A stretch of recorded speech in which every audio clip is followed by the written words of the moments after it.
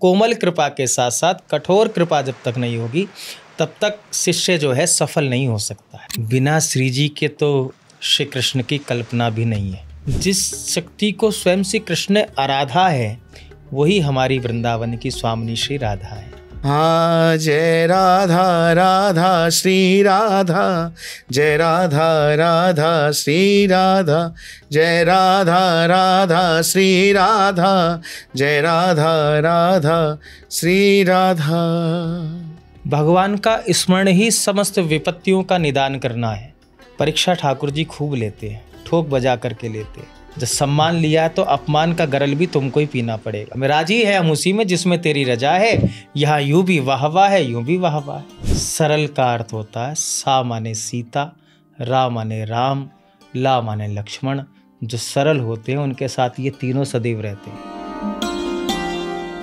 बाबा लोग, welcome to Baba cast. मैं हूँ आपका होस्ट हिमांशु लोहानी, और जो हमारी स्पिरिचुअल श्रृंखला है उसको आगे बढ़ाने के लिए मेरे पास इससे बेहतरीन गेस्ट हो ही नहीं सकते। ये लोग संत हैं, इन्होंने अपना जो पूरा गृहस्थ आश्रम है उसका त्याग किया हुआ है। ये इतने बड़े सिंगर है, इतने बड़े स्पिरिचुअल सिंगर है कि घर घर में इनके गाने सुने जाते हैं, सुनाए जाते हैं, और हर एक घर में लगभग पूरे भारत के और जो भी हिंदी समझते हैं विश्व के लोग, उनके घरों में इनके गाने लोगों को कंठस्थ याद है। अब तक मुझे पूरी उम्मीद है कि आपने समझ लिया होगा कि मैं किन की बात कर रहा हूँ, लेकिन फिर भी औपचारिक तौर पे मैं उनके एक बार इंट्रोड्यूस करना चाहूँगा। तो आज हमारे पॉडकास्ट में है चित्र जी और विचित्र जी। जय श्री राधे। बाबा जी, बहुत बहुत स्वागत है आपका हमारे पॉडकास्ट में, और हमें इतना समय देने के लिए, हमारे लिए समय निकालने के लिए बहुत बहुत धन्यवाद जी।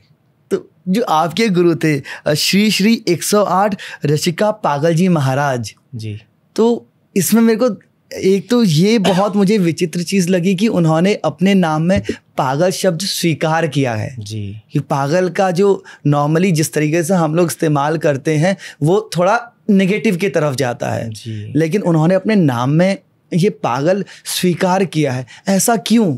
देखिए, हमारे परम पूज्य सद्गुरुदेव भगवान, जो उनका विरक्त जीवन का नाम है, जो उनके सद्गुरुदेव भगवान ने दिया, कहने का भाव हमारे पूज्य श्री दादा गुरुदेव भगवान ने, जो गुरुजी के गुरुजी ने जब उनको विरक्त वेश दिया था तो उस समय उनको नाम मिला था बाबा श्री रसिक दास जी महाराज।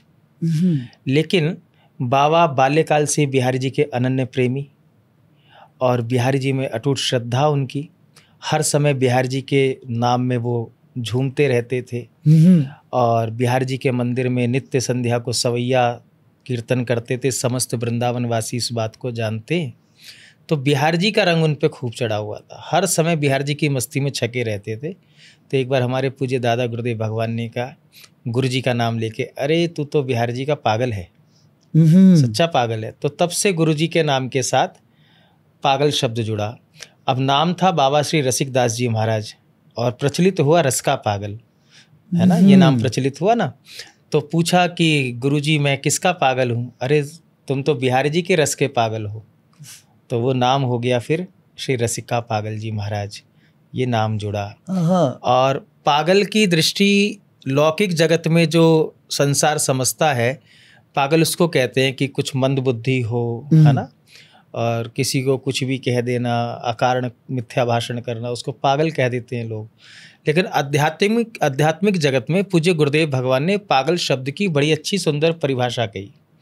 पूज्य गुरुदेव भगवान सदैव कहते थे कि तो इस संसार में जो भी है वो पागल ही है, समझदार कोई नहीं है। विद्वान तो केवल एक श्री विद्यावान और विद्वान तो जगत गुरु श्री कृष्ण ही हैं। बाकी तो हम सब जितने भी संसार में रहने वाले जीव हैं सब पागल हैं। तो उन्होंने बड़ी सुंदर बात कहते थे वो एक बात कि ये दुनिया पागल खाना है, यहाँ पागल आते जाते हैं, मेरा मेरा कहने वाले सब पागल बन के जाते हैं। कोई पागल है धन दौलत का, कोई पागल बेटे नारी का, पर सच्चा तो पागल वही है जो पागल बांके बिहारी का। तो पागल की बड़ी सुंदर संधि विच्छेद करते थे गुरुजी। कहते थे कि पागल को उल्टा कर दो तो बन जाता है लग पा। किसान खेती में लगता है, फसल को पाता है, तो किसान खेती का पागल। विद्यार्थी अध्ययन में लगता है, परीक्षा फल को प्राप्त करता है तो विद्यार्थी विद्या का पागल। बिल्कुल ठीक है। अब ये नेता लोग प्रचार प्रसार में लगते हैं, कुर्सी को पाते हैं तो नेता राजनीति के पागल। जिस कार्य में जो सच्ची लगन से लग जाता है वो उसका पागल हो जाता है। तो संसार में जिसे भी देखोगे, माता पिता को देखोगे अपने संतान के प्रति पागल है ना। जीव को देखोगे, कोई अपनी स्त्री के प्रति पागल है, कोई अपनी पुत्र के प्रति पागल है, कोई व्यवसाय के प्रति पागल है, कोई अपनी प्रतिष्ठा के प्रति पागल है। तो सभी पागल है क्योंकि सब कुछ ना कुछ पाने की लगन में लगे हुए। किसी को किसी वस्तु को पाने की लगन में जो लग जाता है उसका वो पागल हो जाता है।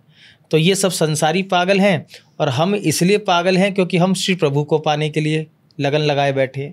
तो जो बिहारी जी को पाने की लगन लगाकर बैठे हैं वो बिहारी जी के पागल हो गए। तो ये पागल शब्द तो हम लोगों को बड़ा अपना मतलब हम इस पे बड़े गर्वित होते हैं, हर्षित होते हैं। मतलब कि ऐसे सद्गुरु हमको मिले जिन्होंने मतलब वैसे तो समस्त संतों की वाणी देखो सारगर्भित होती है, लेकिन इतने सरल जीवन को जीते हुए इतने सरल शब्दों में अध्यात्म को समझाने वाली बात कि बस जिसको पाने की लगन में जो लग गया वो पागल हो गया और बिना लगन की किसी वस्तु की प्राप्ति नहीं होती। अगर हमको मान लीजिए हमको लॉ करनी है तो हमको उस लॉ की पुस्तक को पढ़ना पड़ेगा पूरी लगन के साथ हमको, क्योंकि हमको वस्तु प्राप्त करनी है तो हमको अध्ययन उसी लगन के साथ करना पड़ेगा तभी प्राप्त होगी। तो बस सीधा सीधा उन्होंने इतने बड़े अध्यात्म का 2 शब्दों में कह दिया, भैया सच्ची लगन से उनको पाने की लगन में खो जाओ, बस यही पागलपन है। संसार में सब पागल है, बस कोई झूठा पागल है कोई सच्चा पागल है। बेहद खूबसूरत बात। और भक्त और पागल में बहुत छोटा सा ही अंतर होता है। और ये जैसे आपने बताया कि वो भी बहुत ज़्यादा कीर्तन करते थे और बहुत ज्ञाता थे इन सब के, तो उनका कोई कीर्तन आपको याद है जो आपको सबसे पसंदीदा उनका कोई कीर्तन? जी बताएंगे। गुरुदेव का सबसे जो हमको संकीर्तन जो लगता है और हम हर मंच पर उसको गाते भी हैं, करुणामयी कृपामयी मेरी दयामयी राधे, करुणामयी कृपामयी मेरी दयामयी राधे, मेरी दयामयी राधे, मेरी कृपामयी श्यामा, करुणामयी कृपामयी मेरी दयामयी राधे, करुणामयी कृपामयी मेरी दयामयी राधे। बहुत सुंदर। और जैसे आपने राधा जी का वर्णन किया, आप भी राधा के बहुत बड़े भक्त हैं। अब मेरे पास बहुत अल्प ज्ञान है, तो मेरे पास राधा जी का जितना भी मेरे को किसी ने बताया या मैं जान पाया, हमेशा श्री कृष्ण के संदर्भ में ही जान पाया। लेकिन कृष्ण जी तो बहुत जल्दी ब्रिज छोड़ के आ चुके थे, तो उनके अलावा राधा जी कैसी थी? राधा जी के बारे में उनकी जीवन कैसा रहा, इसके बारे में बहुत कम जानकारी है। आप अगर कुछ बता पाते हैं मुझे राधा जी के बारे में। देखिए, बिना श्री जी के तो श्री कृष्ण की कल्पना भी नहीं है। श्री कृष्ण की कल्पना बिना श्री जी के, बिना राधा रानी के संभव ही नहीं है। यह दोनों एक प्राण दो देह हैं।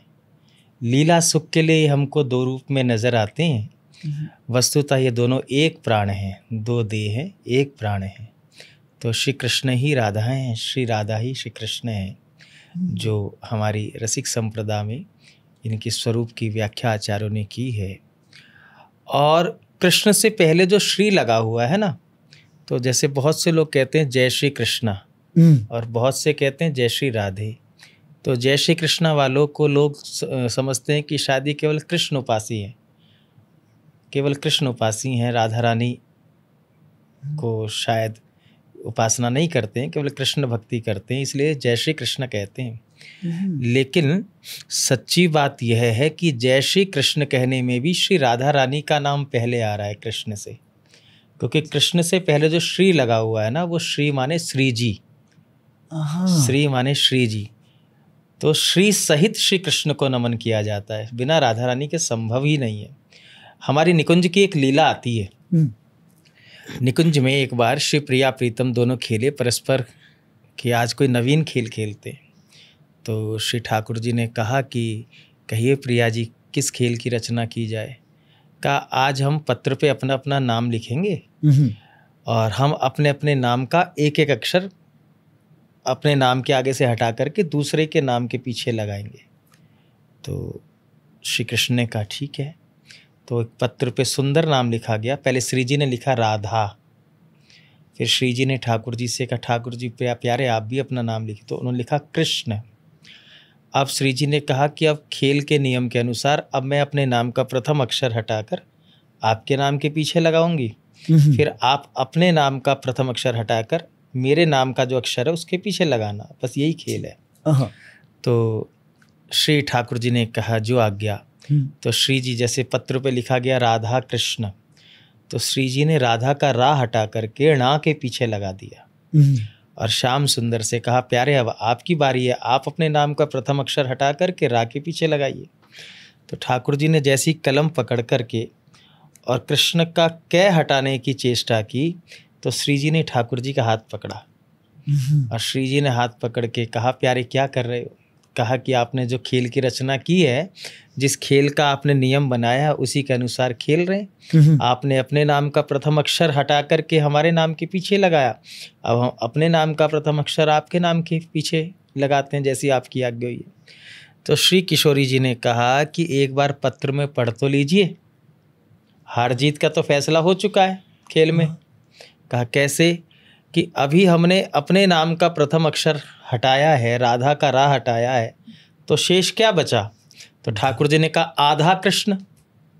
राधा का रा हटा, राधा का रा हट गया तो क्या बच जाएगा, आधा ही तो बचेगा। कि प्यारे हमारे नाम के एक अक्षर से आप आधे रह गए, अगर एक आधा अक्षर और हट जाएगा तो शेष आप में बचेगा क्या। तो इतनी महिमा है श्री जी के नाम की। तो श्री कृष्ण के प्रत्येक लीला में श्री किशोर जी की कृपा के बिना श्याम सुंदर स्वयं कहते हैं कि हम किसी लीला को करने में सामर्थ्यवान नहीं है। श्री गिरिराज जी को ठाकुर जी ने धारण किया। सब ब्रजवासियों ने देखा कि ठाकुर जी ने 7 दिन 7 रात अपनी छोटी उंगली पर श्री गिरिराज जी को धारण किया। तो जब समस्त ब्रजवासी गोवर्धन लीला हो गई तो ब्रजवासी सब ग्वाल बाल बैठे थे, तो सबको अपना अपना था।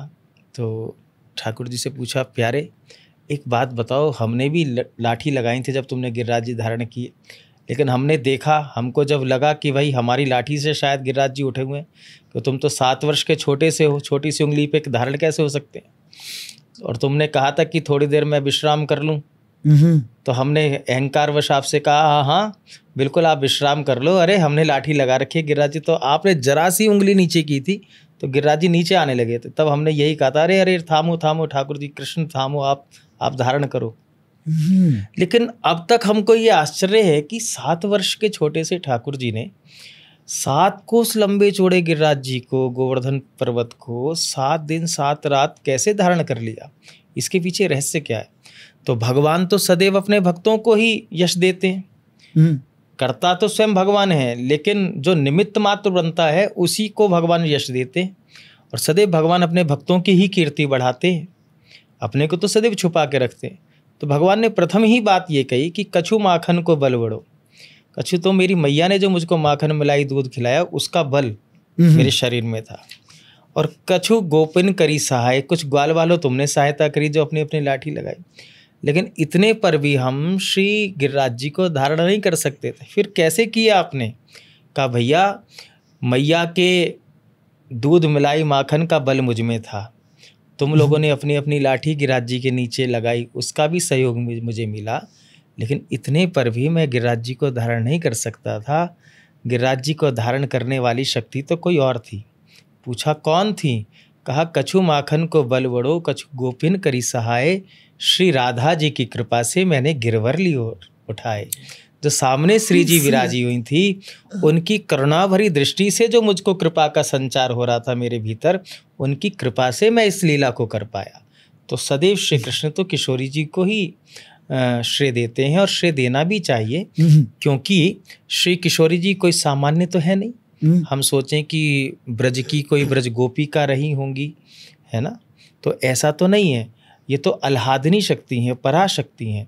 जिस शक्ति की आराधना स्वयं श्री कृष्ण ने करी है, जिस शक्ति को स्वयं श्री कृष्ण ने आराधा है, वही हमारी वृंदावन की स्वामिनी श्री राधा है जी। बहुत सुंदर तरीके से आपने समझा दिया मुझे। एक तन एक मन एक ही समान दो, ने कहू ना न्यारे भय पकत सकत पल आधा। आधे पल के लिए भी अलग दोनों नहीं भिन्न होते नहीं हैं। एक तन एक मन, दोनों एक ही तन हैं, एक ही मन है, एक ही मन मिले हुए हैं। एक तन एक मन एक ही समान दो, ने कहू ना न्यारे, एक पल के लिए भी अलग नहीं होते हैं। वाह। और हमने तो ऐसा सुना है ब्रज के संतों से कि जब भगवान ब्रज को छोड़ करके मथुरा गमन करते हैं तो ब्रजवासी यहाँ अकेले रह गए, ब्रज गोपियाँ, श्री जी यहीं विराजी। तो लीला दर्शन में तो ऐसा लगता है कि श्री कृष्ण ब्रज को छोड़ करके गए, लेकिन वस्तुतः श्री कृष्ण का एक अंश ब्रज से बाहर गया था, जो मथुरा गए, मथुरा से द्वारका गए। लेकिन जो हमारे बालकृष्ण प्रभु हैं, जो नित्य किशोर श्री कृष्ण हैं, वो तो सदा सर्वदा ब्रज में ही थे, ब्रज में ही हैं और ब्रज में ही रहेंगे, क्योंकि वो कभी भी श्री जी के चरणों को छोड़ करके दूर जाते नहीं। और श्री जी हमारी ब्रज को छोड़ के कहीं नहीं जाती। रामावतार में तो किशोरी जी फिर भी ठाकुर जी के साथ बाहर गईं, लेकिन कृष्ण अवतार में श्री किशोरी जी ने ऐसी करुणा का दर्शन कराया, ऐसी करुणा का स्वरूप का दर्शन कराया कि श्री कृष्ण एक रूप से बाहर गए ब्रज से, लेकिन श्री जी तो सदैव यहीं विराजी। और उनके जाने, एक बात बताइए, अगर श्री कृष्ण के जाने के बाद क्या कोई जीवित रह सकता था ब्रज में? नहीं। जिन्होंने तन मन धन जीवन समर्पण सब कर रखा था बालकृष्ण प्रभु के चरणों में, और वो जीवन प्राण ब्रज को छोड़ करके जा रहे हैं, उसके बाद भी इतने वर्षों तक सब ब्रजवासी, मैया यशोदा और ब्रज गोपियाँ, गैया बछड़े सब जीवित रहे। इसके पीछे रहस्य क्या? इसके पीछे यही रहस्य है, एक अंश से श्री ठाकुर जी बाहर गए, लेकिन जो ब्रज का कन्हैया था वो तो यहीं रहा था, वो तो यहीं रहा था। और श्री किशोर जी ने सबको संभाल करके रखा। इसलिए हमारे वृंदावन में यत्र तत्र सर्वत्र श्री राधे राधे सुनाई देती है आपको, क्योंकि उन्होंने सबको संभाला। और सिद्धांत की बात भी करें, उपासना सिद्धांत की बात भी करें, तो श्री कृष्ण को पाने के लिए भी श्री किशोरी जी की शरण में ही जाना पड़ेगा। बिना किशोरी जी की कृपा के श्याम सुंदर को हम प्राप्त कर ही नहीं सकते। ये ब्रज का रस सिद्धांत कहता है। अच्छा, तो एक कोई मंत्र जिसमें श्री कृष्ण और राधा आ जाएं, क्योंकि जैसे सबके पास ये मैं नहीं कहूँगा कि सबके पास ऐसी किस्मत नहीं होती कि उनको किसी गुरु का सानिध्य मिले और उनको गुरु मंत्र मिले। ऐसे मैं हूँ कोई गुरु का सानिध्य अभी तक या आप लोगों का मिल रहा है, तो वही मेरे को अभी रास्ता दिखा रहा है। तो एक मंत्र जो मेरे जैसा इंसान कर सके, जिसमें श्री कृष्ण और राधा दोनों का नाम आए। देखिए, सबसे बड़ा मंत्र, मंत्रों का राजा, मंत्र राज श्री राधा नाम है। हमारी रसोपासना के सिद्धांत के अनुसार सभी मंत्रों का राजा श्री किशोरी जी का नाम है। हमारे माई श्यामाजू को राज है ना, जाके अधीन सदा ही सांवरो या ब्रज को सिरताज। यह जोड़ी अविचल श्री वृंदावन, नहीं आन सो काज। श्री विठ्ठल विपुल विहारिन केवल, जो दिन जलधर गाज। हमारे माही श्यामाजू को राज। तो ब्रज के रसिक संतों ने तो एक ही मंत्र बताया है, और वह मंत्र का नाम है श्री राधा, श्री राधा, श्री राधा। स्वयं भगवान श्री कृष्ण कहते हैं कि 100 बार मेरे नाम को लेने पर जिस फल की प्राप्ति होती है, वह एक बार राधा नाम लेने से प्राप्त हो जाता है। और जो अहर्निश राधा नाम जप रहा है, उसको क्या मिलता है, उस फल की व्याख्या करने के लिए तो मैं भी असमर्थ हूँ। इतनी महिमा श्री जी के नाम की है। तो हमारे जितने भी ब्रज रसिक उपासक संत हैं, आचार्य जन हैं, वैष्णव जन हैं, तो सर्वोपरि मंत्र राज ब्रज की उपासना के अनुसार श्री राधा नाम है। और हमारी स्वामी हरदास जी की परंपरा में अगर आप जाते तो हमारे यहाँ श्री हरिदास नाम सर्वोपरि है। श्री हरदास नाम इतना सर्वोपरि है, इतनी महिमा है श्री हरदास नाम की कि 1,00,000 बार हरि हरि कहो, एक बार श्री हरदास अति प्रसन्न श्री लाडली दे विपिन को वास। विपिन से सेंस, विपिन से भाव वृंदावन, वृंदावन का वास। लाख बार हरि हर जपने से, लाख बार हरि हरि कहो, एक बार श्री हरिदास, और एक बार श्री हरिदास कह दो तो श्री जी इतनी प्रसन्न हो जाती हैं कि श्री जी सहज भाव से उस जीव को वृंदावन वास प्राप्त करा देती है, वृंदावन वास करा देती है। तो श्री हरिदास नाम की भी बड़ी सुंदर व्याख्या हमारे पूज्य गुरुदेव अनंत श्री संपन्न श्री श्री 1008 बाबा श्री रसिका पागल जी महाराज बताते कि श्री माने राधा रानी, हरि माने श्री श्याम सुंदर, दास जितने भी उद्धव अर्जुन आदि सब ये किसके दास हैं? श्री हरि के दास हैं। श्री माने जानकी जी, हरि माने राम जी, दास हनुमंत लाल, सुग्रीव आदि, अंगद आदि, विभीषण आदि जितने भी दास हैं ये किनके दास हैं? श्री हरि के। श्री माने माता लक्ष्मी जी, हरि माने नारायण, दास जो सनकादिक ऋषि नारद आदि ये किसके दास हैं? श्री हरि के। श्री माने माता जी, हरि माने पिताजी, दास संतान जो है श्री माता पिता की दास ही हैं। तो श्री हरि नाम, श्री हरदास नाम लेने से जो है प्रिया प्रीतम के सहित, श्री राधा कृष्ण के सहित, श्री राम जानकी के सहित, उमा महेश्वर के सहित, लक्ष्मी नारायण के सहित समस्त चराचर सृष्टि के संतों को, वैष्णव जनों को, ऋषियों को, यतियों को, मुनियों को एक साथ नमन हो जाता है। गुरुजी बहुत अच्छा उदाहरण देते थे कि किसी गमले में हमने वृक्ष लगाया, चाहे तो उसकी जड़ में आप पानी डालो, चाहे पत्ते पत्ते पे जल छिड़को, बात एक ही है ना। होगा तो पोषण तो जल से ही होगा, तो जड़ में भी दोगे तो भी उसके रोम रोम में जल जाएगा वृक्ष के, और पत्ते पत्ते पे छिड़कोगे तब भी उसको जल की प्राप्ति होगी। तो श्री हरदास नाम जो है वृंदावन रूपी कल्प वृक्ष की जड़ है। जिसने श्री हरदास नाम का आश्रय ले लिया तो प्रिया प्रीतम सहित समस्त संतों की, भक्तों की, वैष्णव जनों की सबकी भक्ति हो जाती है। अति सुंदर, अति सुंदर, बहुत बढ़िया से व्याख्या कर दी और मुझे स्पष्ट रूप से समझ में भी आ गया। मुझे लगता है कि मेरे जो श्रोतागण हैं उनको भी पूरा अच्छे से समझ में आ गया होगा। और इस बात पे मैं निवेदन करूंगा कि एक राधा जी की का एक कोई भजन हो जाए। बिल्कुल। दे के चरणों की सेवा मुझे मेरी श्यामा, दे के चरणों की सेवा मुझे मेरी श्यामा, मेरी किस्मत बना दीजिए श्री राधे, करुणामयी कृपा कीजिए, करुणामयी कृपा कीजिए मेरी श्यामा, करुणामयी कृपा कीजिए मेरी श्यामा, चरणों से लगा लीजिए श्री राधे, चरणों से लगा लीजिए।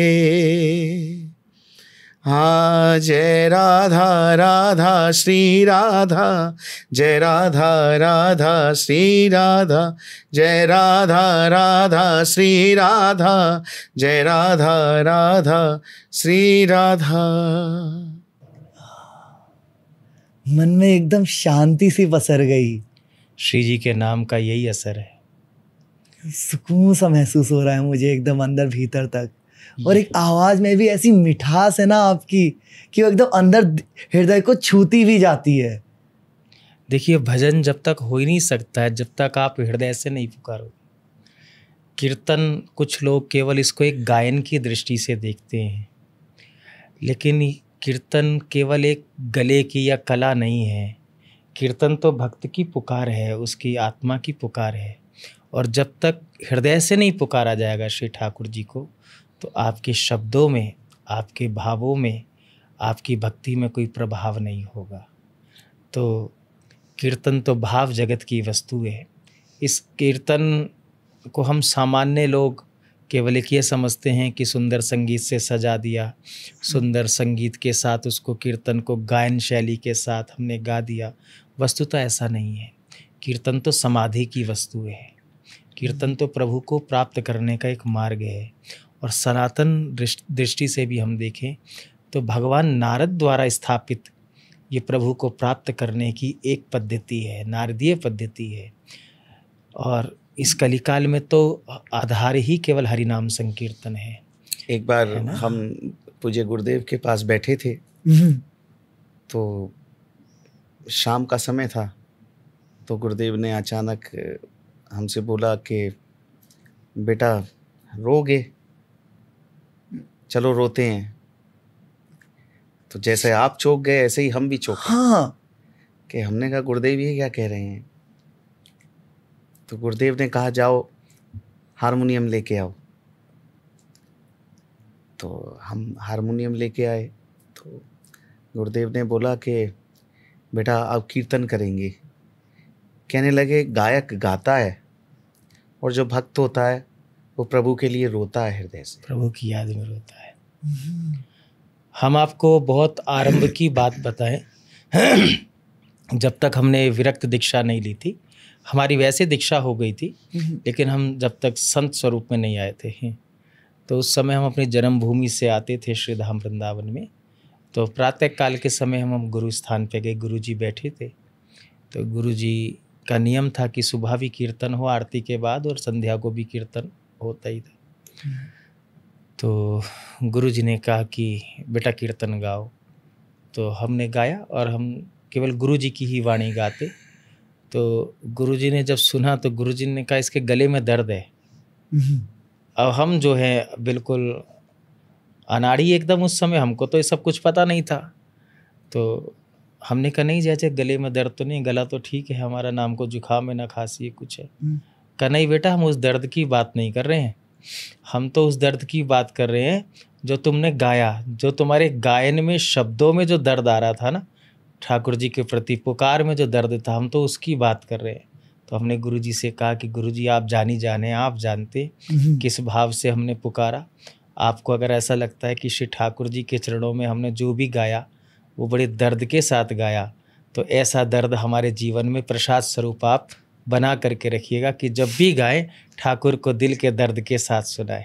और आप जैसे, मैं पहली बार ऐसे किसी संत से मिल रहा हूँ जिन्होंने गृहस्थ का त्याग किया है। अब तक मेरी जितने भी संतों से मुलाकात हुई थी वो गृहस्थ जीवन के साथ भी थे। तो मैं ये समझने की कोशिश कर रहा था, एक गृहस्थ जीवन जो जी रहे हैं और एक जिन्होंने जो संत हो गए जैसे आप दोनों हैं, इनमें फ़र्क क्या है? क्या इंसान छोड़ता है एक संत बनने के लिए? देखिए ये तो अपना अपना ना एक निजी निर्णय है। ऐसा नहीं है कि गृहस्थ में रह के भगवान की प्राप्ति नहीं हो सकती। भक्तमाल ग्रंथ को आप अध्ययन कीजिए तो श्री नामदेव जी गृहस्थ में ही थे, तुकाराम जी गृहस्थ में ही थे, श्री मीरा जी गृहस्थ में ही थी, है ना। अनेकानेक जितने संत हुए हैं अधिकांश गृहस्थ में ही थे। तुलसीदास जी भी पहले गृहस्थी ही थे, है ना। तो ऐसा नहीं है। सुदामा जी तो परम वीतरागी संत हुए और गृहस्थ में रहे हैं। सुदामा जी तो गृहस्थ में रहने के बाद उन्होंने भगवत प्राप्ति की है सुदामा जी ने।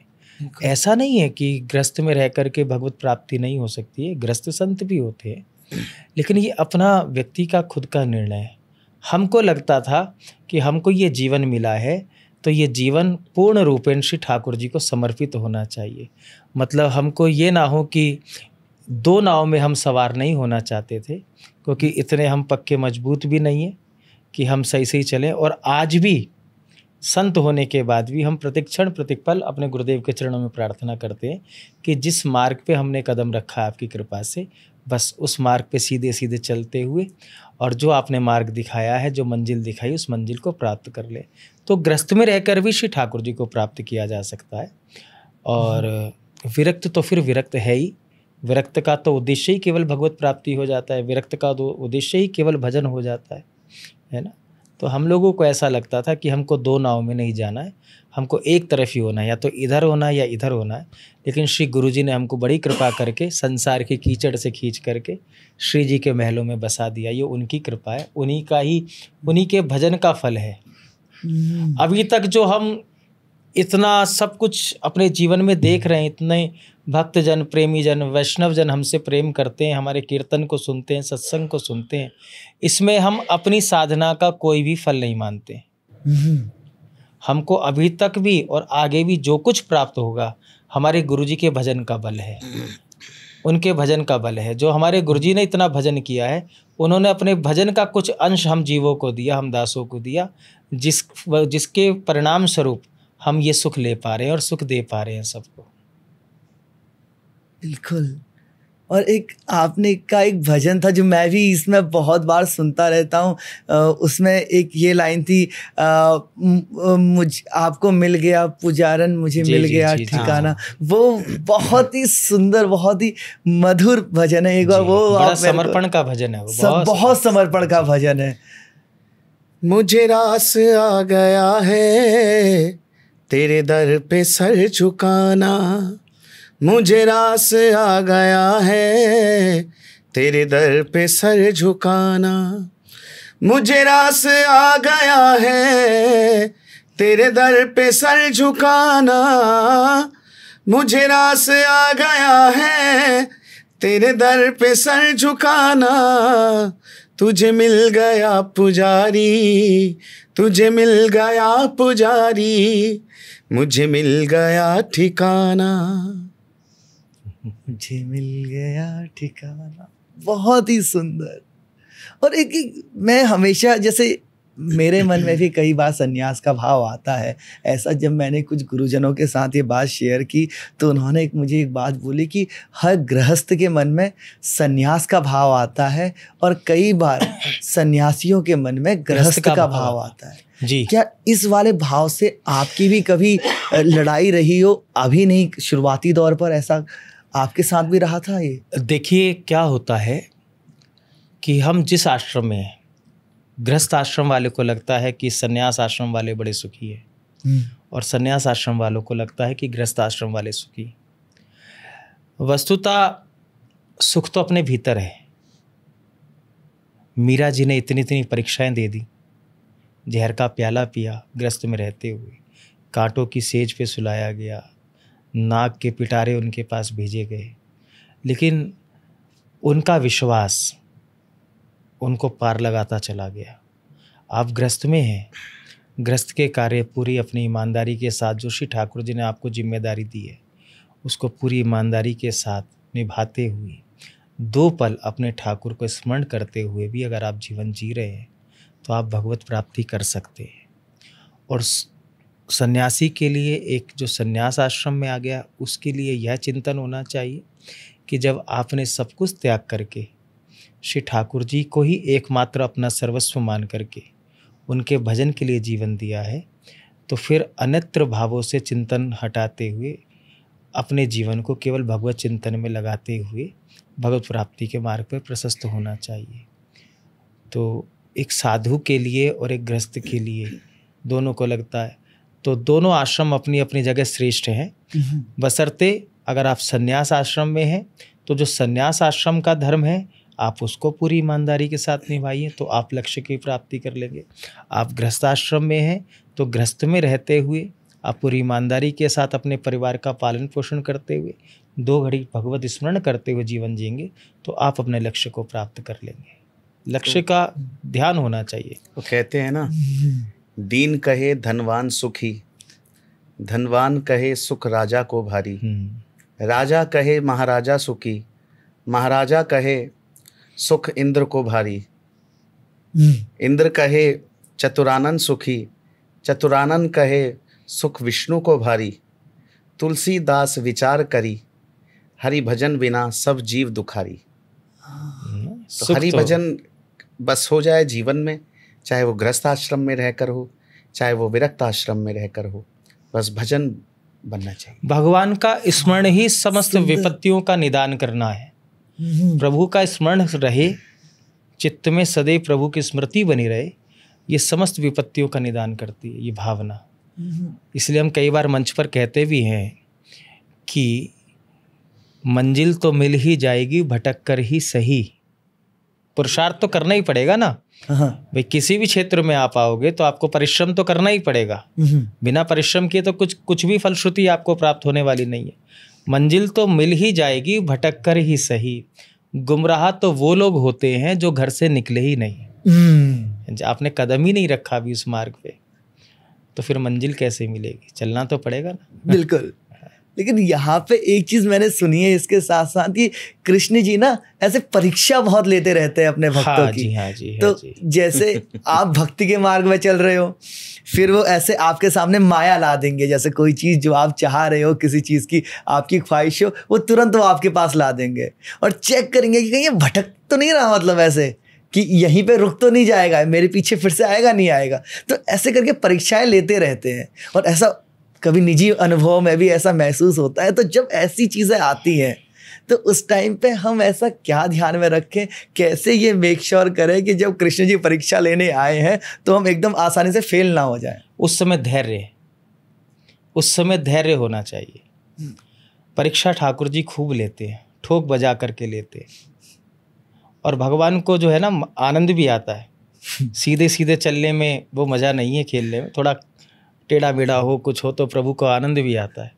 अभी मैं इंद्रेश जी को सुन रहा था, इंद्रेश जी ने बड़ी अच्छी बात की कि जिस घर में हम रहते हैं बड़े आनंद के साथ, लेकिन उस घर में कभी कभी जब सब्जी को छोका जाता है, मिर्च का छोका लगाया जाता है, तो छींक आने लगती है, ऐसा लगता है भागो क्या, आंखों से आप आंसू आने लगते हैं। तो इसी प्रकार भगवान ना कभी कभी भक्तों के जीवन में लाल मिर्च के छोके लगाते रहते हैं, खेलते रहते हैं ठाकुर जी। तो कभी खट्टा, कभी नमकीन, कभी मीठा, ऐसा चलता है। ठाकुर जी को सुख आता है, लेकिन परीक्षा के समय में बुद्धिमानी इसी में है कि हमको धैर्य रखना चाहिए। धीरज धर्म मित्र अरुनारी, आपत्काल परखिए चारी। इन चारों की परीक्षा विपत्ति काल में ही होती है। धैर्य की, मित्र की, स्त्री की, इन लोगों की परीक्षा हमेशा विपत्ति काल में ही होती है। तो उस समय हमको धैर्य धारण करना चाहिए और अपने इष्ट पर भरोसा रखना चाहिए कि हमारे इष्ट हमारे साथ हैं तो हमारा कभी अमंगल नहीं होगा, हमारा कभी अमंगल नहीं होगा। वो उनकी मर्जी है, वो खेलना चाहते हैं, थोड़ी देर खेल लें, है ना, उनको मज़ा आ रहा है। भाई हमारे को किसी रसिक वैष्णव में हमारी पूनम दीदी ने कहा कि जो हार पहनते हैं ना, तो उनको ही कभी कभी इस प्रकार की कठोर परीक्षाएं भी देने के लिए तैयार रहना चाहिए। जब सम्मान लिया तो अपमान का गरल भी तुमको ही पीना पड़ेगा, है ना। लेकिन भक्त की दृष्टि यह होनी चाहिए, जो इनके प्रति समर्पित है उनको यह सोचना चाहिए कि ना मान मेरा है, ना सम्मान मेरा है, ना अपमान मेरा है। यहाँ तो जो कुछ भी प्राप्त होता है श्री कृष्णार्पण मस्तु होता है, सब आपके चरणों में अर्पित है। मान भी आपका है, सम्मान भी आपका है, अपमान भी आपका है। हमें तो आपने जैसा बनाया वैसे बन गए, आप जैसा खेल रहे हैं वैसा हम खेल रहे हैं। जो बनाओ सो बन जाएंगे, जहाँ भेजो वहीं जाएंगे। जिस देश में रहें, जिस वेश में रहें, हम तो तेरे ही कहलाएंगे। आपको जैसी प्रसन्नता है हम उस हाल में राजी है, हम उसी में जिसमें तेरी रजा है। यहाँ यूं भी वाहवा है, यूं भी वाहवा है। जैसे आप चलाओगे हाँ, वैसे हम चल लेंगे। तो जैसे आपने धैर्य की बात की ना अभी, तो धैर्य एक रिश्तों में भी बहुत ज़रूरी होता है। एक जैसे हमारा और कृष्ण जी का जो रिश्ता है उसके बीच आपने धैर्य बनाए रखने की बात करी। अब उसके बाद एक धैर्य आता है आपसी रिश्तों में। जैसे आज की डेट में देखा जाता है कि जो भाई भाई है ना, जो साथ में पले बड़े, वो भी एक दूसरे के एकदम दुश्मन से बन जाते हैं। और उधर एक आप गुरु भाई हैं जिनका प्रेम, जिनका नाम ही साथ लिया जाता है। अब हमेशा के लिए जहाँ पे चित्र का नाम लिया जाएगा वहाँ पे विचित्र जी का भी नाम लिया जाएगा। बाबा चित्र विचित्र एक साथ। तो भाई का रिश्ता कैसे निभाना चाहिए, कैसा होता है भाई का रिश्ता? देखिए, प्रेम और विश्वास। बड़ा भाई है तो उसको अपने छोटे भाई के प्रति वात्सल्य ममता रखनी चाहिए और विश्वास रखना चाहिए। और छोटा भाई है तो उसको पिता तुल्य अपने भाई का आदर करते हुए और पूर्ण विश्वास, वहाँ भी विश्वास की आवश्यकता है। दोनों का समर्पण बराबर होना चाहिए। और सबसे बड़ी बात है कि भाई भाई में या किसी भी रिश्ते में जो दरार आती है ना, वो ज़्यादातर देखी गई है मुख्यतः धन के मामले में आती है, धन के मामले में आती है। तो उसमें जीव को संतोष यह कर लेना चाहिए कि जितना श्री ठाकुर जी ने हमारे भाग्य में लिखा है वो कहीं जाने वाला नहीं है ना। प्रारब्ध से ज़्यादा, भाग्य से ज़्यादा और समय से पहले ना किसी को मिला है, ना किसी को मिला था, ना किसी को मिलेगा। तो इस तुच्छ धन के कारण, इस तुच्छ माया के कारण सहोदर जैसे भाई के साथ विश्वासघात करना ये महापाप है, महापाप है। आप महाभारत में देख लीजिए, 5 गांव की बात आई और कौरवों ने कहा, दुर्योधन ने कहा 5 गांव तो दूर की बात है, मैं सुई की नोक के बराबर भी कुछ नहीं दूंगा। उसका परिणाम क्या हुआ? उसका परिणाम यह हुआ कि पूरा कुरुवंश नष्ट हो गया। जिस माया के लिए, जिस ऐश्वर्य के लिए, जिसके लिए हम लड़े, पूरा परिवार नष्ट कर दिया हमने, अपनी आत्म शांति बिगाड़ के रख दी, अपना जीवन बिगाड़ के रख दिया। अंत तो गत्वा, मिला तो फिर भी नहीं, है ना, मिला तो फिर भी नहीं। बस व्यक्ति को इतना संतोष कर लेना चाहिए कि 2 समय का प्रसाद ठाकुर जी की कृपा से मिले, जो द्वार पे आया वह भी भूखा ना जाए, और सर छुपाने के लिए ठाकुर जी ने छोटी सी कुटिया दी है, उतने में संतुष्टि हो जाए, और उसके बाद जो शेष है वो आपस में मिल बांट के खा लें। हालांकि हम कह रहे हैं समझना और करना बहुत भारी होता है, बहुत भारी होता है, लेकिन कहीं ना कहीं धन को एक किनारे रखते हुए, अपने सहोदर के साथ प्रेम का व्यवहार रखते हुए अगर हम जीवन जिए, तो हमें लगता है कि फिर वो घर घर नहीं रहता, मंदिर रहता है। और आज यही देखा गया है, आज घर रहे नहीं है, आज या तो मकान हो गए या फ्लैट हो गए, है ना, क्योंकि घर तो प्रेम से ही बनता है। समर्पण सबसे जरूरी है समर्पण होना चाहिए। घर तो प्रेम से बनता है, हमें समर्पित होना पड़ेगा और विश्वास रखना पड़ेगा, विश्वास रखना पड़ेगा। बड़ों को छोटे के प्रति समर्पण रखें, त्याग की भावना रखें, और छोटे बड़ों के प्रति आदर का भाव रखें, तो हमें लगता है कि प्रेम से निर्वाह चल सकता है। बिल्कुल जी। और आप बड़े भाई हैं, आप दोनों में, जैसे जी जी जी, छोटे अनुज, तो जैसे अब मान लीजिए आपके बीच भी कई चीज़ों को लेके अगर वाद विवाद हो जाता है 2 भाइयों के बीच में, तो क्या अनुज का ही मेन कर्तव्य होता है बड़े को मना लिया जाए? बिल्कुल। हाँ, ये सच है। देखिए, ये सच है कि कभी ऐसा हो भी जाए तो ये हम सबके सामने मतलब साझा भी करना चाहेंगे कि हमारे पूज्य चित्र बाबा बहुत समझदारी के साथ हमको मना लेते हैं, हमको मना लेते हैं। ये उनका प्रेम भी है, ये उनका समर्पण भी है, उनके हमारे प्रति आदर भी है, श्रद्धा भी है। और कहीं ना कहीं ये भावना ही इस जोड़ी को अब तक चला रही है। कृपा तो है गुरुदेव भगवान की, लेकिन आपस में जो हमारी जो ट्यूनिंग है, जो अंडरस्टैंडिंग पावर है, वो बहुत मजबूत है। उसमें तीसरे का हस्तक्षेप शायद आज तक हुआ नहीं है। तो कभी नरम कभी गर्म चलता रहता है, लेकिन आपस में हो जाता है, वो आपस में तालमेल आपका एकदम बना रहता है। ये। और जैसे आपस के तालमेल में ही जैसे मैं बात करना चाहूँगा, ऐसे क्रोध जो होता है आखिरी में एक धन होता है कारण रिश्तों के टूटने का, एक क्रोध में बोले गए कटु वचन होते हैं जो दिल को पे कोई घात कर दें और उसके बाद रिश्ता वैसा नहीं रहता। तो ये जो क्रोध है, इस पर नियंत्रण कैसे पाया जाए? देखिए, इसके लिए एक बहुत अच्छा उपाय है। अगर आपको लग रहा है कि क्रोध की अग्नि में आप जल रहे हैं, है ना, आपको क्रोध बहुत आ रहा है, क्योंकि क्रोध में विवेक शून्य हो जाता है व्यक्ति। बिल्कुल, जब क्रोध आता है तब व्यक्ति विवेक से काम नहीं लेता है। उस समय एक जो वो उत्तेजित होता है ना, वो उसमें कुछ भी कर गुजरने के लिए तैयार रहता है। तो क्रोध जिस समय आ रहा है, उस समय हमको विवेक का सहारा लेते हुए हमको उस समय या तो मौन हो जाना चाहिए या कुछ देर के लिए उस स्थान से चले जाना चाहिए, और कोई दूसरा उपाय नहीं है। या हमको हरि नाम लेना चाहिए उस समय। अपने मन को ही, मतलब खुद को शांत करने की आवश्यकता है। बाहर वाला किसी को शांत नहीं कर पाए। शांत जब भी व्यक्ति होगा स्वयं ही होगा। और हमें नेगेटिविटी में पॉजिटिविटी ढूंढनी चाहिए कि ये अगर क्रोध उनको आया है तो क्यों आया है, किस कारण से आया। हमें ये देखना चाहिए उसमें कि अगर उनको क्रोध आया इस कारण से आया होगा। कारण और हो सकता है अगर उन्होंने क्रोध किया है तो सही हो सकता है। मतलब उस समय तर्क वितर्क में ना पड़ के हमें नेगेटिविटी में हमें पॉजिटिविटी ढूंढनी होगी, तभी हम कुछ अपने मन को समझा पाएंगे। उस समय मौन होना, मौन जो है वैसे भी साधना मार्ग में मौन को बहुत उच्च स्थान दिया गया है। जितना व्यक्ति मौन होता है ना, उतना ही वो शांत होता जाता है, क्योंकि जब मौन होता है, चिंतन में जाता है, तो वो अपनी खोज में लगता है। अब हमें अपना पता नहीं और दूसरों के पता बताते डोल रहे हैं, तो कहीं ना कहीं धोखा ही है ना ये। हमें खुद की खबर नहीं है और सबकी खबर रखे हुए हैं। तो इसलिए जब क्रोध की स्थिति बने तो उस समय हमको मौन होना चाहिए और कुछ देर के लिए उस स्थान से अलग हो जाना चाहिए, आत्मचिंतन करना चाहिए। तो आपको अपना उत्तर स्वयं अपने भीतर ही मिलेगा। बिल्कुल बाबा जी।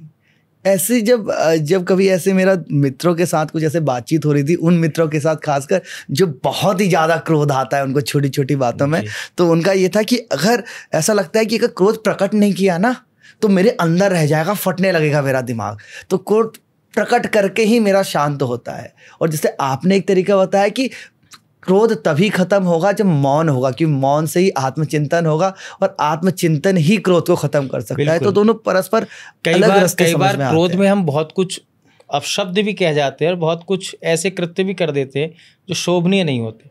उसके बाद परिणाम क्या होता है? उसके बाद परिणाम होता है आत्मग्लानि।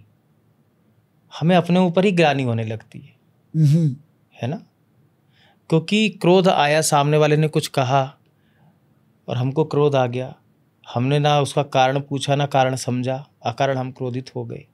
हो सकता है सामने वाला उस विषय को उस समय सत्य कह रहा हो, है ना, लेकिन हमको समझ में नहीं आया उस समय, हम एकदम से आग बबूला हो गए। तो कभी भी जो है शीघ्रता के साथ कोई निर्णय नहीं करना चाहिए, धैर्यपूर्वक। वही बात आती है कि धैर्य जीवन में का आभूषण है, धैर्य ही जीवन का श्रृंगार है। धैर्य के साथ बिल्कुल नहीं। बचपन में एक कहानी पढ़ते थे ना, खरगोश और कछुए की दौड़।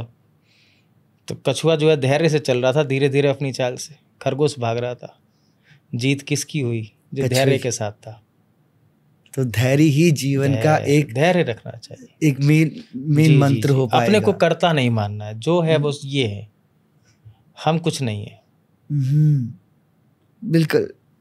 अभी जैसे धैर्य के बारे में हम लोगों ने बात करी और भक्ति मार्ग के बारे में बात करी, और जैसे आपने बोला कि ये वाला जो जीवन है, आपने को जब जीवन मिला आपको ये बात रियलाइज़ हुई कि ये जीवन अब ईश्वर की प्राप्ति के लिए समर्पण कर देते हैं।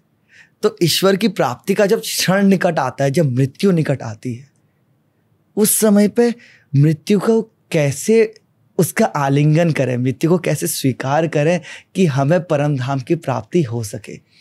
देखिए, हम उस क्षण को मृत्यु का पल मान रहे हैं। अभी हमें तो पता नहीं कि 1 घंटे बाद हमारे साथ क्या हो जाएगा। हम व्यवस्था 100 वर्ष की बना करके चल रहे हैं। लेकिन श्रीमद् भागवत में जब सुखदेव जी ने परीक्षित जी को उपदेश दिया और 7 दिन पूरे हुए, और 7 दिन बाद जब परीक्षित जी से सुखदेव जी ने कहा कि सुखदेव परीक्षित, अब 7वां दिन है, अब तक्षक आएगा, तुमको डसेगा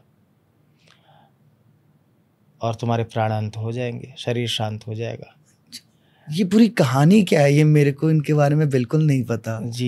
ये श्रीमद् भागवत जी की कथा है ना। ये गुरु शिष्य का संवाद है। बहुत अच्छा ग्रंथ है और हमारे सनातन भारतीय संस्कृति का तो मूल ग्रंथ है। आप जरूर अध्ययन करना, क्योंकि राम कथा जो है हमको जीना सिखाती है और कृष्ण कथा हमको मरना सिखाती है कि हम मतलब मृत्यु का वर्ण कैसे करें, मृत्यु को भी उत्सव के रूप में ग्रहण करें। प्राय मृत्यु से हम लोग डरते हैं, काल से डरते हैं, लेकिन श्रीमद् भागवत की कथा तो मृत्यु को भी उत्सव बना देती है, भक्त और भगवान के मिलन का एक स्वरूप बना देती है श्रीमद् भागवत की कथा। तो उस पल की स्थिति, उस पल का चिंतन, उस पल की प्रतीक्षा हम क्यों करें?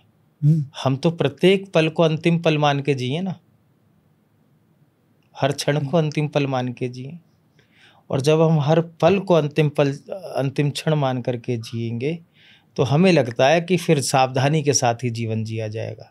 ना कोई त्रुटियां होंगी, ना कोई अपराध होंगे। हर पल आखिरी है हमारे लिए। हाँ, हर पल आखिरी है। तो हर स्मृति बनी रहनी चाहिए और जीवन में सत्संग होना चाहिए, जीवन में सेवा होनी चाहिए। अंते मति सा गति। आपने जैसा जीवन जिया है ना, वैसा ही अंत समय में प्रकट होता है। तो इसलिए हमको जीवन इतना शुद्ध कर लेना चाहिए, अपने इस व्यवहारिक जगत में रहते हुए इतना जीवन शुद्ध कर लेना चाहिए कि उस अंतिम क्षण में हमको लगे ही नहीं कि हमको कोई काल लेने आया है, कि हमको मृत्यु वर्ण करने वाली है। इतना जीवन शुद्ध हो जाए, इतना जीवन पवित्र हो जाए, इतना भगवान के प्रति समर्पित हो जाए जीवन, हमारी इतनी अटूट श्रद्धा विश्वास भगवान के नाम में हो जाए कि जब वो अंतिम पल आए ना, तो हमारे को लेने के लिए यम के दूत ना आए, ठाकुर के पार्षद आ जाए। और जब ठाकुर के पार्षद आ जाएंगे तो मृत्यु नहीं रहती है, फिर भक्त और भगवान के मिलन का महोत्सव बन जाता है। बिल्कुल जी। और इस कथा में क्या हुआ था, ये सांप वाला जो आप बता रहे थे अभी? जी जी जी, ये भागवत जी की कथा है। राजा परीक्षित, जब कलयुग द्वापर का अंत होने वाला था और कलयुग का आगमन होने वाला था, उस समय की घटना है। तो परीक्षित जी आखेट खेलने के लिए जाते हैं, शिकार करने के लिए जाते हैं। तो शमी ऋषि के आश्रम में पहुंचते हैं तो वो ध्यानस्थ बैठे हैं।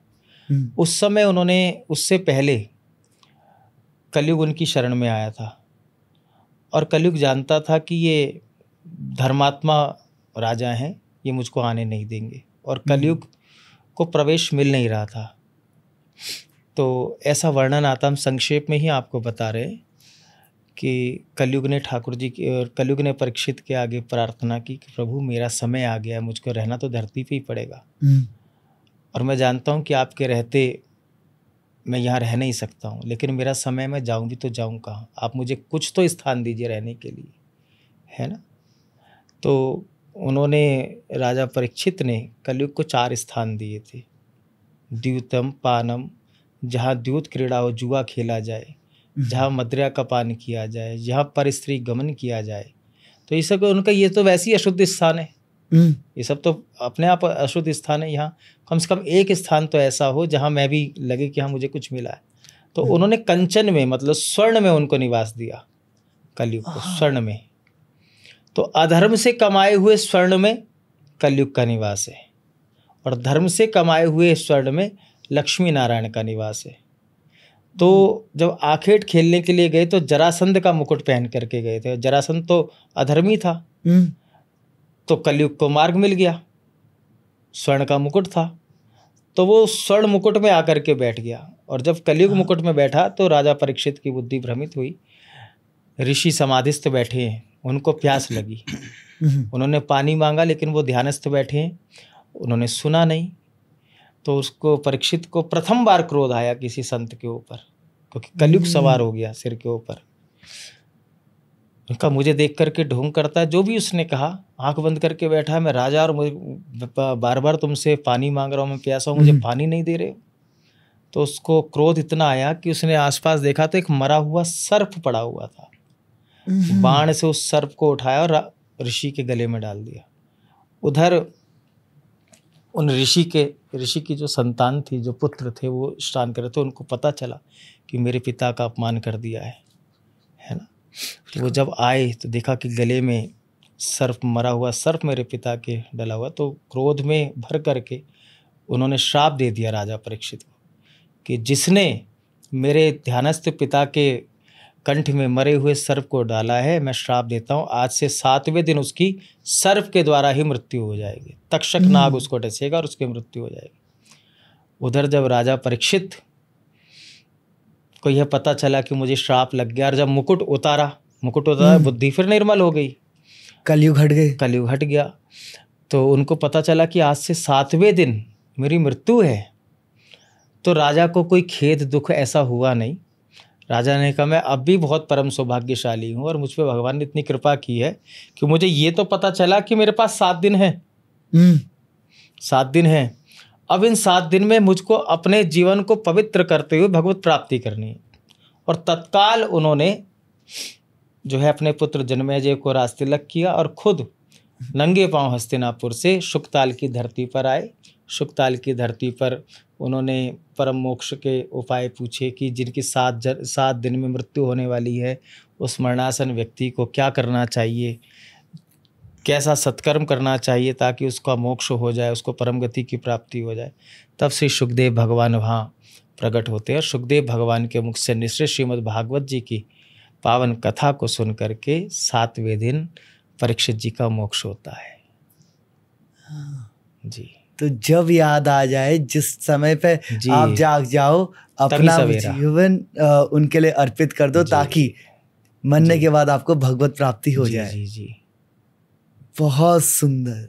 देखिए, और कल्याण के लिए ऐसा नहीं, भागवत जी में प्रसंग आता है, हम पूरा प्रसंग तो नहीं कह पाएंगे, लेकिन राजा खटवांग हुए। राजा खटवांग ने आधे घड़ी में अपना कल्याण कर लिया था। आधे घड़ी में भगवान के नाम का आश्रय लेकर के अपना कल्याण कर लिया। तो आधा सेकंड मतलब आधी घड़ी ना। तो इसलिए हम सदैव कहते हैं कि आप अभ्यास डालिए, कुछ भी करते करते, जो कुछ भी आप कर रहे हैं उस कृत्य में भगवान को सम्मिलित कर लीजिए, आपका भजन हो जाएगा। आपको अलग से कुछ साधना करने की आवश्यकता ही नहीं पड़ेगी।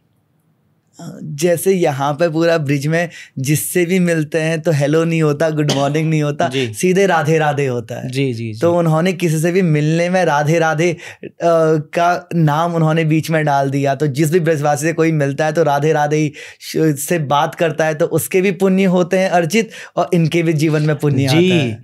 और हमारे वृंदावन में तो आप जो है कुछ ना भी करें, सड़क पर भी घूम रहे हैं ना, तो रिक्शे वाला भी आपका कल्याण कर देगा। रिक्शे वाला भी आपको कहेगा, ये नहीं कहेगा भैया साइड हो जा, भैया राधे राधे।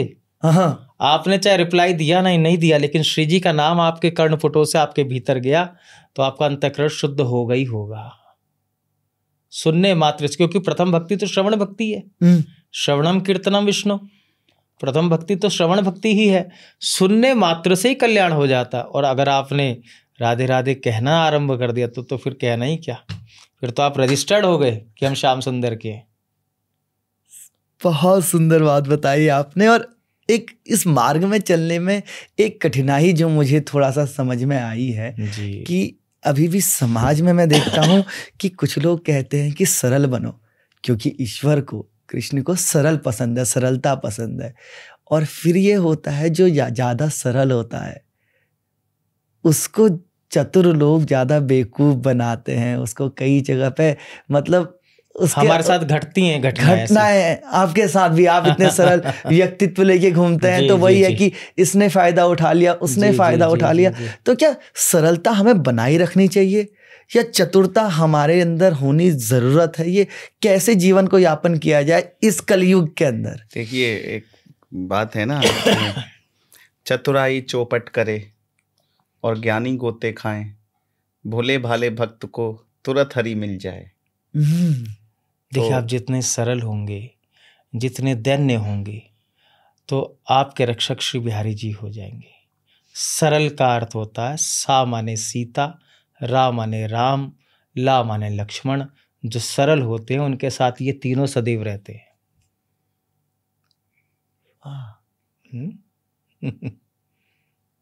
तो अपनी सामान्यता, अपने को सरल बनाए रखें। अपनी निजता नहीं खोनी चाहिए, हमको अपनी निष्ठा नहीं खोनी चाहिए। रामचरितमानस में आती है ना छुपाई, निर्मल मन जन सो मोहि पावा, मोहे कपट छल छिद्र ना भावा। आप किससे कपट कर क्या हुआ इसका? हाँ, भगवान कह रहे हैं कि निर्मल मन वाले भक्त ही मुझे प्रिय हैं। निर्मल मन जन सो मोहि पावा, मोहे कपट छल छिद्र ना भावा। जो निर्मल मन वाले जीव हैं वो ही भक्त मुझको प्रिय लगते हैं। उन्हीं के हृदय में मैं वास करता हूं। कपट, छल, दंभ आदि भर कर के हम भगवान के सामने जाएं तो हम किसको धोखा दे रहे हैं? जिसने हमें बनाया है वो हमारी सब कुछ जानता है। उनके आगे हम नकली वेश बना करके जाएं, जो हम हैं नहीं वो उनके सामने जा कर के प्रस्तुत करें, तो हम किसको धोखा दे रहे? ठाकुर जी भी हंसते होंगे, मुस्कुराते होंगे, देखो ये क्या बन के आया है। हम सामान्य जीव को धोखा दे सकते, लेकिन भगवान को थोड़ी धोखा दे सकते हैं। और धोखा दे करके होगा क्या? प्राप्त क्या होगा? कुछ भी प्राप्त होने वाला नहीं है। आपको कुछ पल के लिए ऐसा लग सकता है, प्रसन्नता हो सकती है, हम उसको पागल बनाया है, बेवकूफ़ बनाया है। वस्तुतः आप कुछ नहीं करके आए हैं, आप अपना परिचय दे करके आ गए। नहीं, कालनेमी जो था वो संत नहीं था। जब हनुमान जी संजीवनी बूटी लेने जा रहे थे तो वो राक्षस ही कालनेमी साधु का वेश बन के मार्ग को रोकने के लिए बैठा हुआ था, ठीक है ना।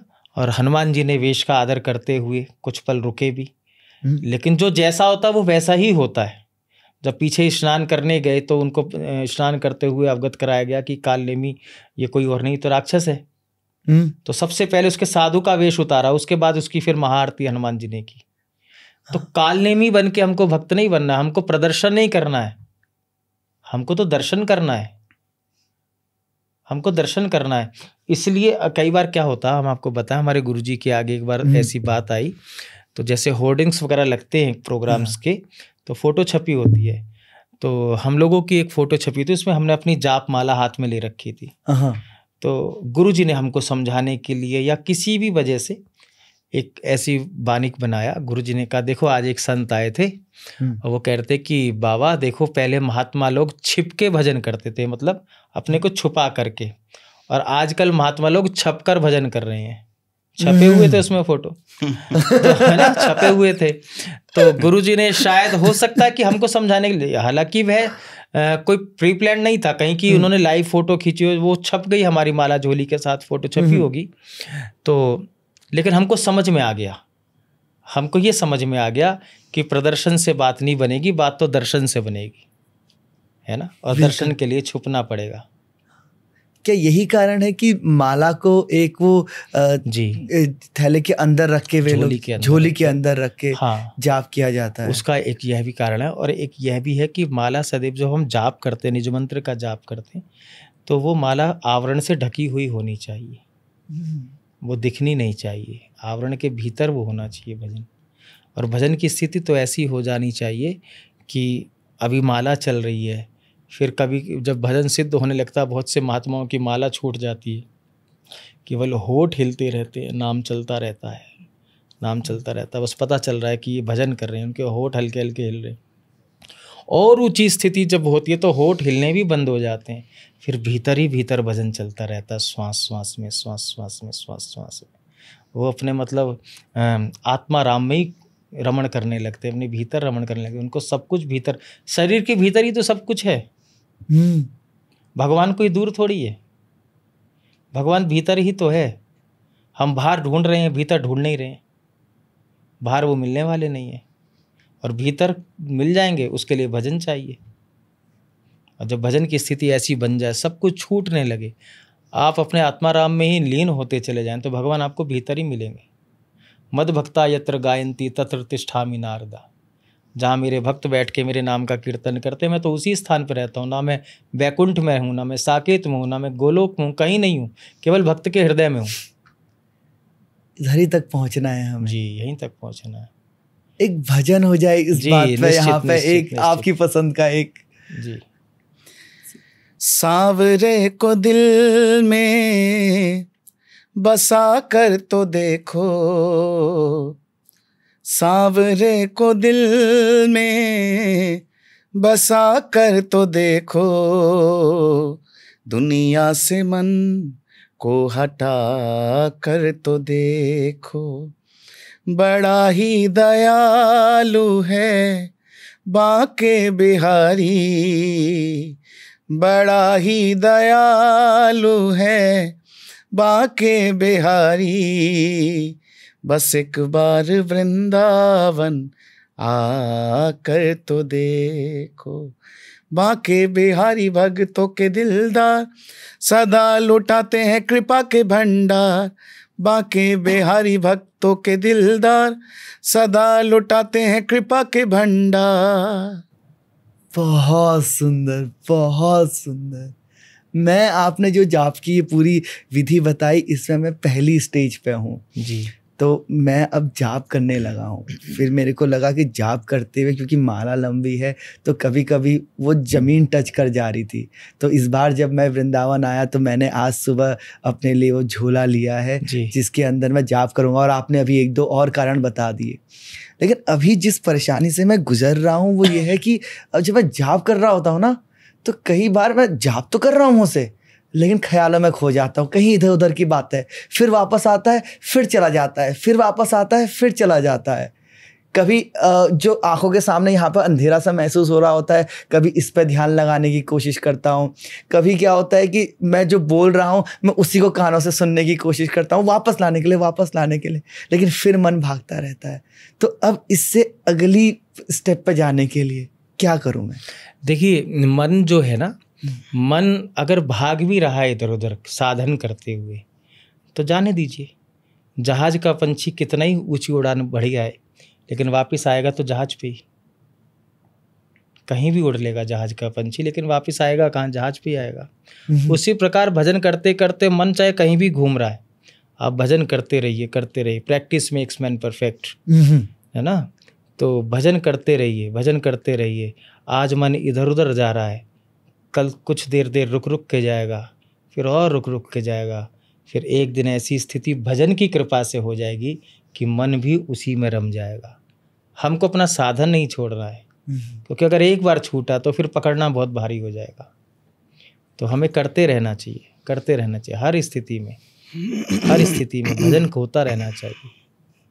माला करते करते ऐसा नहीं हम अपनी कहें कि हम बड़े बिल्कुल समाधि में पहुंच जाते हैं। कई बार हमारा भी भजन करते करते मन चिंतन इधर उधर जाता है, कुछ बातें आश्रम की हो जाए, कुछ हो जाए तो उधर मन जाता है। लेकिन हमें नियम करते रहना चाहिए, करते रहना चाहिए। करते करते करते करते एक ना एक दिन मन ठहर ही जाएगा, रुक ही जाएगा। और जब वो मन ठहरता है उस स्थिति में क्या अनुभूत होता है, मतलब क्या उस स्थिति में तो फिर जो है उस सच्चिदानंद की ही स्मृतियाँ होती हैं। उस समय फिर वो होते हैं और हम होते हैं और कोई नहीं होता है।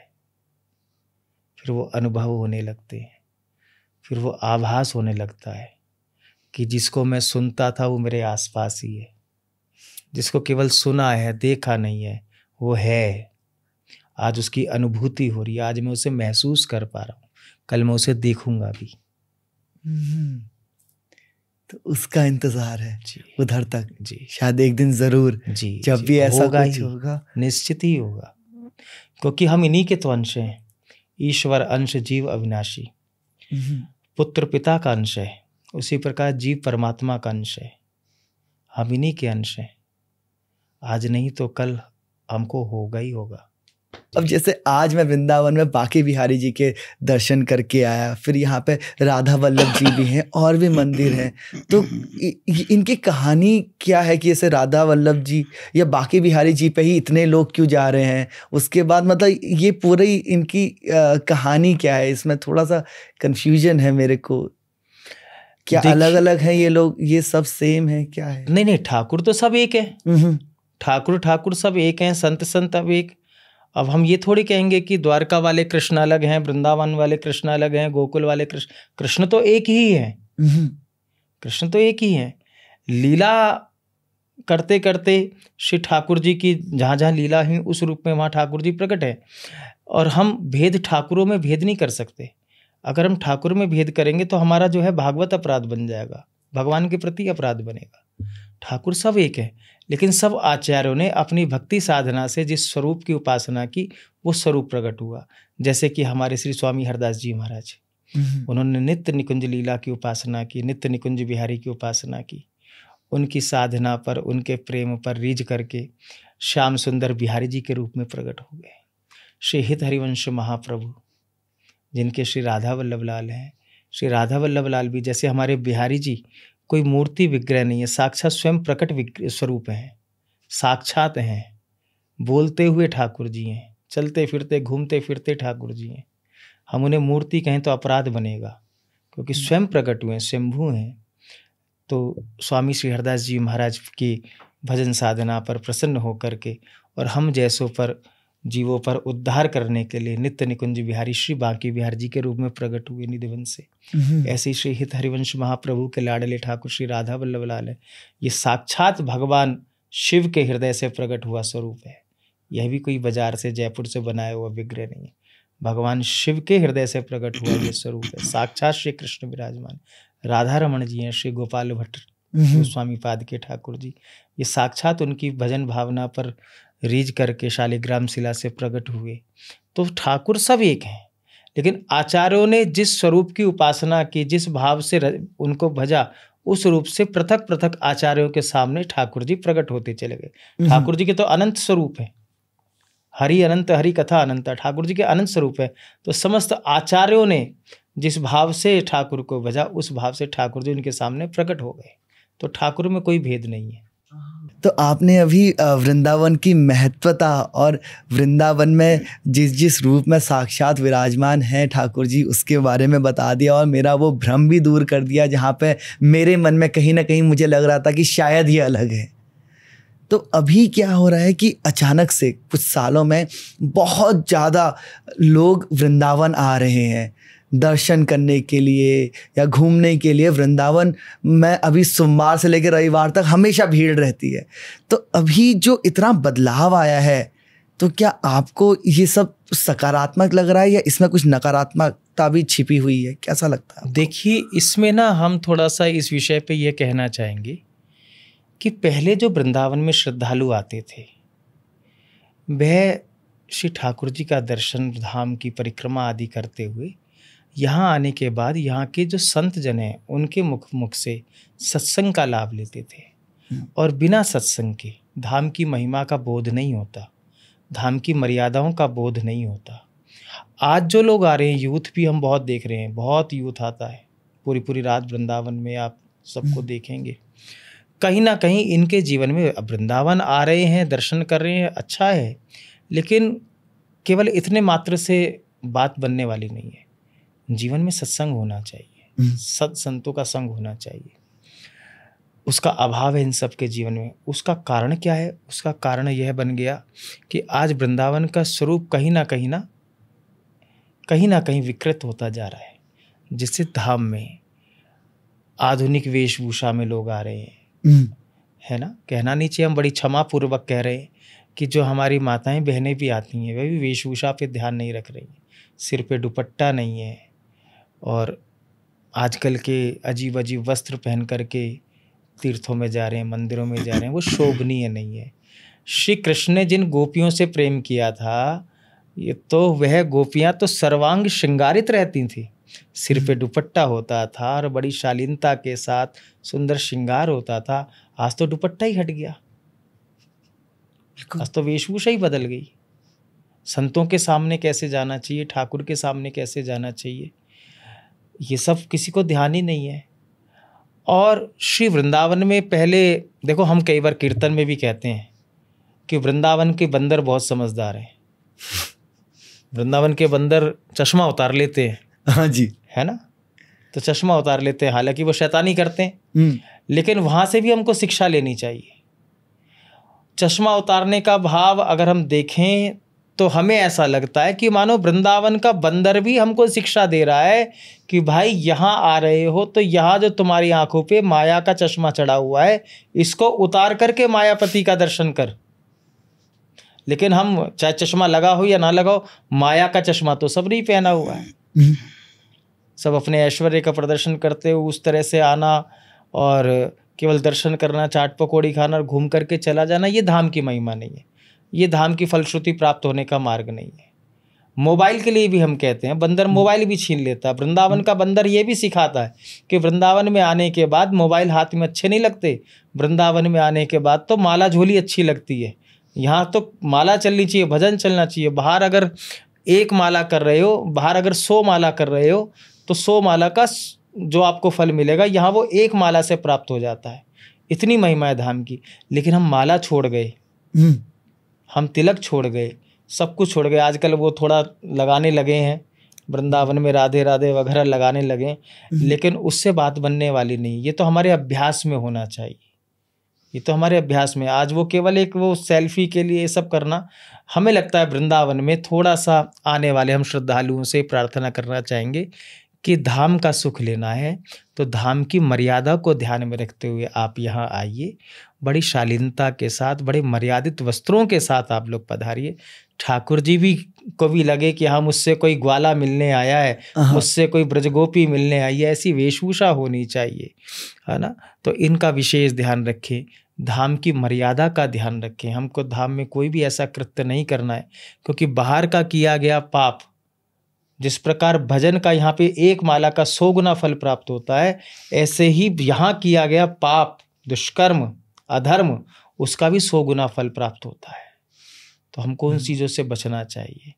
वृंदावन को सेल्फी पॉइंट ना बनाए, वृंदावन को भजन का पॉइंट बनाए, है ना। ये हमारी भजन, ये हमारी जीवन, जैसे मोबाइल को चार्ज करने के लिए चार्जर चाहिए, ऐसी वृंदावन चार्जर है हमारी आध्यात्मिकता को चार्ज करने के लिए, हमारी भजन को चार्ज करने के लिए। तो उसको चार्ज करने के लिए आप ये लोग यहाँ पर पधारें। भजन की शिक्षा के लिए यहाँ के संतों का संग करें, सत्संग, यहाँ की धाम की महिमा को श्रवण करें, यहाँ की मर्यादा का ध्यान रखें। ठाकुर जी ने जब वृंदावन ब्रज में रहे तो पाँव में पादुका तक नहीं पहनी थी, नंगे पाँव रमण करते थे, सिले हुए वस्त्र नहीं पहनते थे, कभी केश नहीं कटाए। ठाकुर जी ने वृंदावन की धाम की मर्यादा का इतना ख्याल रखा, और हम लोग उसी वृंदावन को दूषित करके चले जाते हैं। तो कहीं ना कहीं इतना लाभ प्राप्त नहीं कर रहे हैं जितना हम हानि में जा रहे हैं, इतना हम पुण्य अर्जित नहीं कर रहे हैं जितना हम पाप कमा करके जा रहे हैं। तो वृंदावन तो साक्षात श्री ठाकुर जी का हृदय कमल है, और ठाकुर जी ने हमारे को यहाँ प्रवेश दिया है, यही सबसे बड़ी बात है। और यहाँ आने के बाद धाम की मर्यादा हम भंग करें तो ये तो महा अपराध है। तो हम सबसे यह अपील करेंगे कि वृंदावन आएँ, सात्विक वेशभूषा के साथ आएँ, केवल श्री बिहारी जी के दर्शनों के भाव से आएँ, यहाँ के संतों का सत्संग लेने के भाव से आएँ, ताकि आपका जीवन भी एक सत्मार्ग पर चल पाए, और आपका जीवन भी एक मतलब हम कहें कि यहाँ आकर के आपको वृंदावन का सुख मिले। वृंदावन आने के बाद ऐसा पाठ पर करके चले जाओ कि बाहर जाकर के लोगों को आपके भीतर वृंदावन नजर आए। बिल्कुल, है ना? बहुत सुंदर। और बिल्कुल मेरी भी खुद की भी ये कोशिश रहेगी कि अगली बार भी जब मैं वृंदावन आऊँ तो और ज़्यादा भक्ति भाव से आऊँ, और मैं सबसे ये अपील करूँगा कि आप भी उस भक्ति भाव को लेके आएँ और भक्ति भाव लेकर यहाँ से जाएं और बेहतर इंसान होके जाएं।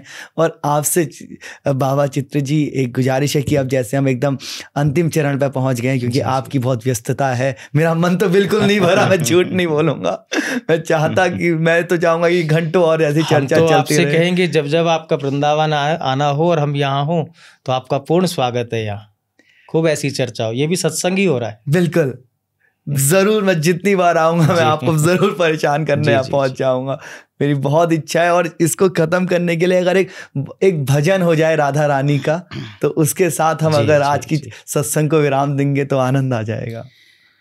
छोड़ दुनिया के झूठे नाते सारे, किशोरी तेरे दर पे आ गया, किशोरी तेरे दर पे आ गया, राधा रानी किशोरी तेरे दर पे आ गया। मैंने तुमको पुकारा ब्रजरानी, मैंने तुमको पुकारा ब्रजरानी, के जग से बचाए रखना, कृपा बरसाए रखना, ए राधा रानी कृपा बरसाए रखना। मेरी विनती यही है राधा रानी, कृपा बरसाए रखना, कृपा बरसाए रखना। जय श्री सुंदर, जय श्री कृष्णा। बहुत बहुत धन्यवाद इतना समय देने के लिए बाबा विचित्र जी, बाबा चित्र जी, बहुत बहुत धन्यवाद आपका। और बाबा, ये था आज का हमारा बाबा कास्ट का एपिसोड, जिसे करने में हमें बहुत आनंद की प्राप्ति हुई है, और जितना मन में शांति मुझे अभी महसूस हो रही है, मुझे पूरी उम्मीद है उतनी ही शांति आपको आपके घर में बैठ के ये सुनते हुए महसूस हो रही होगी। हम अगले पॉडकास्ट में मिलते हैं ऐसी ही, जिसमें हम लोग दोबारा से इतनी अच्छी बातें कर सकें और बेहतर हो सकें। तब तक के लिए अपना ख्याल रखिए बाबा। शब बखैर। जय श्री राधे।